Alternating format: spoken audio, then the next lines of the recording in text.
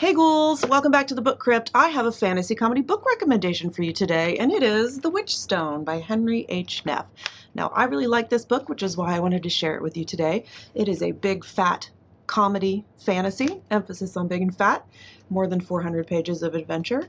Now, it is a contemporary fantasy, which means that it is set in the real modern world, but yet there is a magical world that operates secretly beneath it all, and it is super funny, and it has a lot of heart. I think you might really enjoy it. So let's talk about the Witchstone. All right, so this is the story of the Drakeford family. Unfortunately, they're cursed. A witch cursed their family hundreds of years ago, and the Drakefords don't really know all the details. All they know is that every member of their family turns into a monster as they get older. And unfortunately, the curse seems to be speeding up. The people in the Drakeford family are turning into monsters at younger and younger ages, and the monsters they're turning into seem to be more malformed and less human than they were in past generations. Now, our main character is Maggie Drakeford, who is 19 years old and who is not yet a monster. Her father has already turned into a monster. Physically, at least. Maggie's dad is almost unrecognizable as a human now, and Maggie's transformation into a monster has already started. She has a patch of monster skin on her elbow, so she's very stressed out. She really wants to avoid the fate of her family, but she's powerless because she doesn't know how to break the curse. And worse, she has an 11-year-old little brother named Lump who is fully human and who is sweet and smart and naive, and she really wants to spare him from the agony of the curse, but there's nothing she can do to stop it. Now, the Drakefords live in rural Pennsylvania in a town where everybody hates them.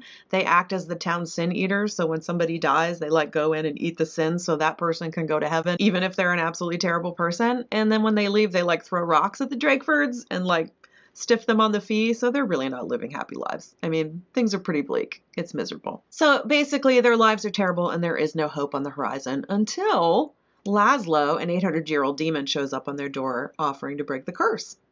Of course, they're skeptical and they think that he's a con man, but it turns out that Laszlo is their official curse keeper. So he has been in charge of the Drakeford curse for hundreds of years and he has done absolutely nothing to help them until now. So their curse is his responsibility, but he's not very good at his job, which is why the curse has gone on for too long and why it seems to be getting worse. But now he wants to help them. Why? Well, he's got a new boss and his boss is going to kill him and turn him into goo if he doesn't fix the curse in 7 days. So Laszlo's not there out of the goodness of his heart at first, but he does change his tune later. All right, so Maggie and Lump reluctantly agree to go on a quest with Laszlo to break the curse. And unfortunately, Laszlo doesn't even know how to break it, even though he's the curse keeper. So of course they have to go on an epic quest to figure it out. Along the way, they discover it's part of a bigger conspiracy, and the Lords of Hell would rather the Drakefords stay cursed than the truth come to light. Now, this book has epic fantasy vibes, even though it is a contemporary fantasy. We've got an unlikely trio on an epic quest. They encounter a lot of interesting magical creatures. Some they have to fight, some help them. Laszlo's work partner is a demon with a shark for a head who actually has a really good sense of humor. One of the best characters. There are magic spells and potions and all kinds of crazy. Ghouls. I really like this one. Highly recommend. And even though it is a big fat honker of a book, it reads really fast and really easy.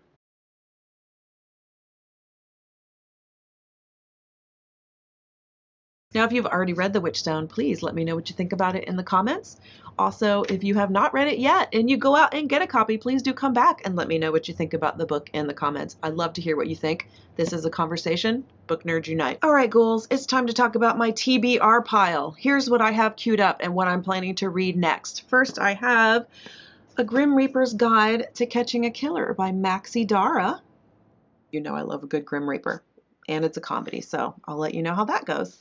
And then after that, I'm planning to read Night Bitch by Rachel Yoder. I've been holding off seeing the movie until I read the book. Everybody tells me it's fantastic, so I will give you a full report when I'm finished with that.